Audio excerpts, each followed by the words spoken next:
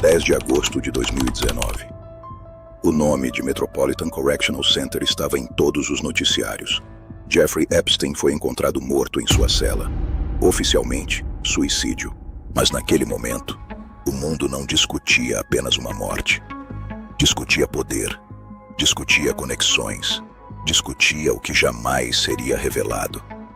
Mas antes de chegarmos àquela cela, precisamos voltar quase 2 décadas.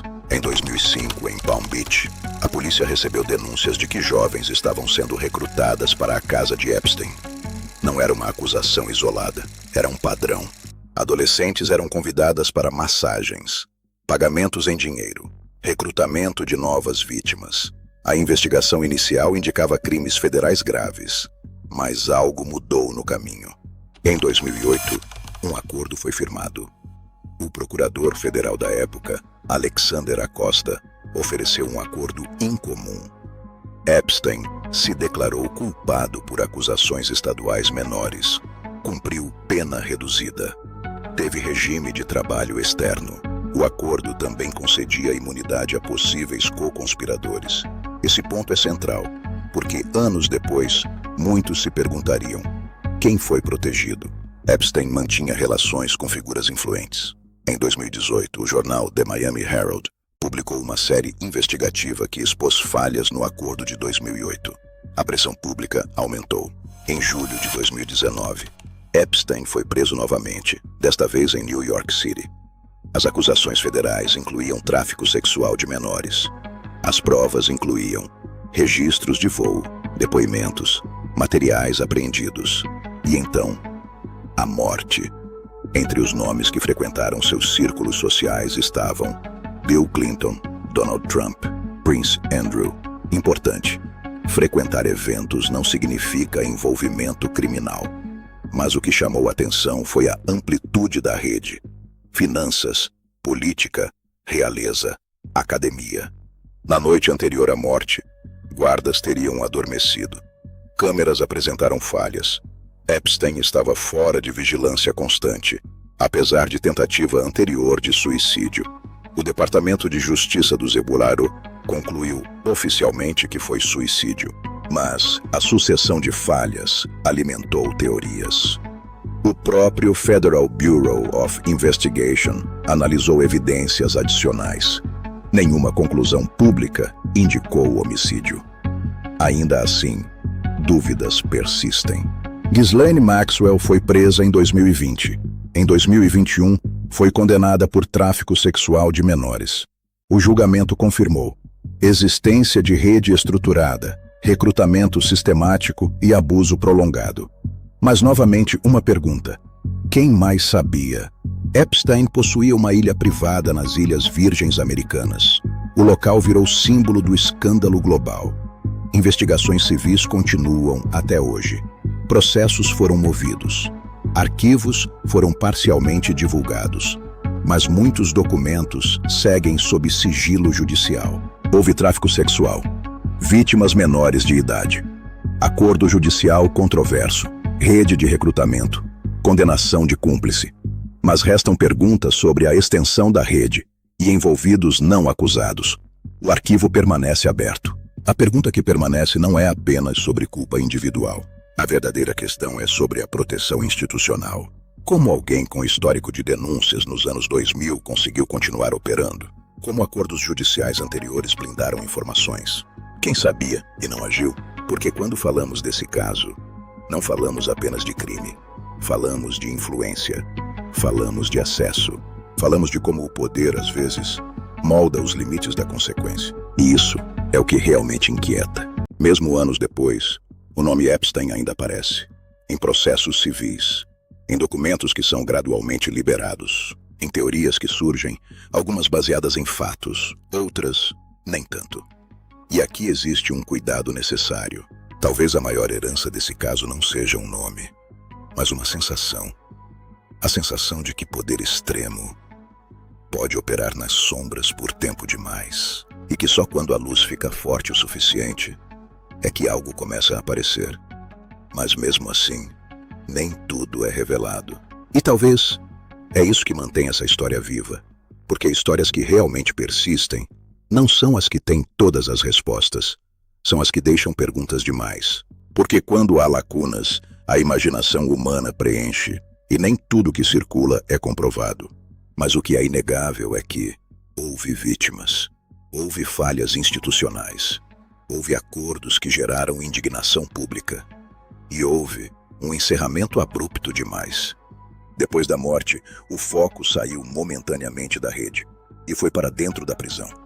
O Metropolitan Correctional Center já vinha enfrentando críticas por falta de recursos e pessoal. Naquela noite específica, 2 agentes estavam responsáveis por dezenas de detentos, exaustos, horas extras acumuladas.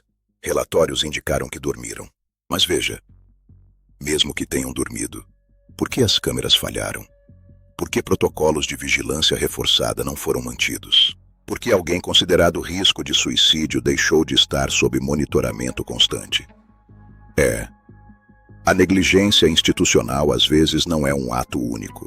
É uma sequência de pequenas decisões. E pequenas decisões podem gerar consequências irreversíveis. A médica legista oficial declarou suicídio por enforcamento. Mas o patologista contratado pela família levantou dúvidas. Ele citou fraturas no osso hioide e em cartilagens do pescoço, que, segundo ele, poderiam ser mais comuns em homicídios por estrangulamento. Importante dizer, outros especialistas discordaram dessa interpretação. E aqui está o ponto delicado. Em ciência forense, interpretação importa. Não houve conclusão oficial de homicídio, mas a divergência técnica alimentou algo maior: desconfiança pública. E quando a confiança na versão oficial é frágil, qualquer detalhe vira combustível. O Federal Bureau of Investigation revisou evidências disponíveis, analisou gravações, reavaliou registros. O Departamento de Justiça divulgou posteriormente que não encontrou evidências de assassinato. Caso encerrado. Oficialmente, sim. Socialmente, não. Porque existe uma diferença entre conclusão jurídica e convencimento coletivo. E nesse caso, as duas coisas seguiram caminhos diferentes. O arquivo permanece aberto. O caso não ficou restrito aos Estados Unidos. No Reino Unido, o nome do príncipe Andrew passou a dominar manchetes. A entrevista concedida à BBC News foi considerada desastrosa em termos de opinião pública. Posteriormente, houve acordo civil com uma das acusadoras, sem admissão de culpa criminal, mas com repercussão enorme. O caso ultrapassou fronteiras, e quando um escândalo atravessa oceanos, ele deixa de ser local, vira símbolo. Uma pergunta ainda paira: como Epstein acumulou tanta riqueza? Ele se apresentava como gestor financeiro, mas havia pouca transparência sobre clientes formais. Financiava pesquisas acadêmicas, doava para universidades, frequentava eventos científicos. E aqui entra um elemento importante: prestígio intelectual também protege reputações. Quando alguém circula em ambientes respeitados, a percepção muda. E percepção influencia investigação. No centro de tudo isso estão elas, as vítimas. Muitas afirmaram ter sido manipuladas ainda adolescentes. Relataram promessas de ajuda financeira. Relataram coerção psicológica. E é aqui que precisamos lembrar algo essencial. Independentemente das teorias sobre a morte, os crimes sexuais cometidos foram reconhecidos judicialmente. Houve condenação, houve acordos civis, houve indenizações. O sofrimento relatado é real. E isso não pode ser apagado pela especulação. Casos envolvendo poder tendem a enfrentar uma barreira invisível: a cultura do silêncio. Pessoas influentes evitam associações públicas. Instituições evitam exposição negativa. Advogados constroem acordos. E lentamente, os holofotes diminuem. Mas nesse caso, não diminuíram, porque algo ficou inacabado demais. Vamos separar. Teorias afirmam que ele foi silenciado, que havia chantagem envolvendo gravações, que existia uma rede global coordenada. Fatos confirmados afirmam: Houve tráfico sexual. Houve acordo judicial controverso em 2008. Houve falhas na prisão. Houve condenação de Ghislaine Maxwell. Tudo além disso permanece no campo das hipóteses, e isso precisa ficar claro. Mesmo após decisões judiciais, novos documentos continuam sendo liberados em processos civis. Nomes aparecem. Contextos são explicados. Mas a grande pergunta sobre a extensão total da rede permanece parcialmente respondida. Talvez nunca seja totalmente esclarecida, porque investigações dependem de provas. E provas, às vezes, se perdem no tempo. Talvez o caso Epstein seja menos sobre um homem e mais sobre um sistema. Um sistema onde influência abre portas, onde reputação cria blindagem, onde acordos jurídicos podem suavizar consequências. E quando finalmente a engrenagem é exposta, já é tarde demais para ouvir a principal testemunha. Talvez seja isso que mantém esse caso vivo. Não é apenas o crime.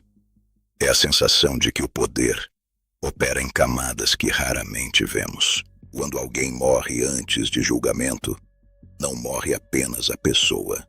Morre a possibilidade de confronto público. Morre o interrogatório. Morre a exposição em tribunal. No caso de Jeffrey Epstein, a morte criou um vazio jurídico. Sem julgamento completo, sem testemunho final, sem respostas diretas. E esse vazio é o que mantém a história respirando. Talvez existissem gravações, talvez não. Talvez houvesse nomes que nunca vieram à tona. Talvez tudo o que já apareceu seja apenas o que as provas permitiram. O problema não é a falta de teoria, é a falta de encerramento emocional coletivo. Porque a sociedade precisa de desfechos claros. E aqui, o desfecho foi abrupto. O Departamento de Justiça concluiu oficialmente suicídio, mas 2 agentes foram responsabilizados por negligência. Posteriormente, fizeram acordo judicial. Isso não resolve o ponto central. Como alguém sob vigilância reforçada conseguiu agir? Negligência, falha estrutural ou apenas coincidência trágica? Quando o Estado falha na custódia de um preso, a confiança pública sofre, enquanto o nome dele virou símbolo de escândalo. As vítimas seguem vivendo as consequências. Algumas receberam indenizações. Outras ainda buscam justiça civil. O caso gerou mudanças em acordos de não persecução. Gerou debate sobre tráfico sexual. Gerou pressão por mais transparência. Mas será que foi suficiente? Ou o sistema apenas se ajustou para sobreviver? Histórias como essa revelam algo desconfortável. O poder raramente é explícito. Ele é relacional. Ele é discreto. Ele é silencioso. E muitas vezes, ele opera antes que qualquer denúncia ganhe força. O caso mostrou que reputação pode atrasar investigações, que conexões podem suavizar consequências. Mas também mostrou algo importante, que eventualmente a estrutura pode ruir. Mesmo anos depois, o nome Epstein ainda surge em debates políticos, ainda vira argumento em campanhas, ainda alimenta teorias online, porque histórias inacabadas nunca desaparecem. Elas se transformam, e enquanto houver perguntas abertas, o assunto retorna. É fácil transformar esse caso em símbolo, em sistema, em conspiração. Mas ele começou com decisões humanas, com escolhas, com abusos, com omissões. E toda grande crise institucional nasce de pequenas decisões ignoradas no início. Talvez a maior lição esteja aí. Não no mistério final, mas nos sinais ignorados ao longo do caminho. Se ele tivesse sobrevivido, quantos nomes teriam sido formalmente acusados? Quantas reputações cairiam? Quantos julgamentos aconteceriam? Nunca saberemos. E talvez seja justamente essa impossibilidade que mantém a inquietação coletiva. Porque justiça incompleta parece injustiça. O caso de Jeffrey Epstein não terminou com sua morte. Ele se fragmentou. Virou processo civil. Virou documentário. Virou debate político. Virou símbolo de desconfiança institucional.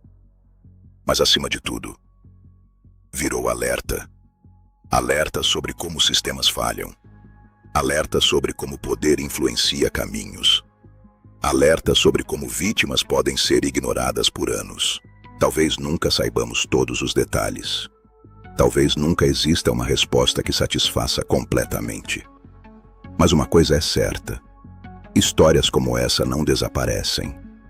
Elas permanecem, porque revelam algo profundo sobre estrutura, poder e responsabilidade. E agora eu te pergunto: esse caso foi apenas negligência extrema? Ou existe algo que ainda não foi totalmente revelado? Deixe sua análise nos comentários.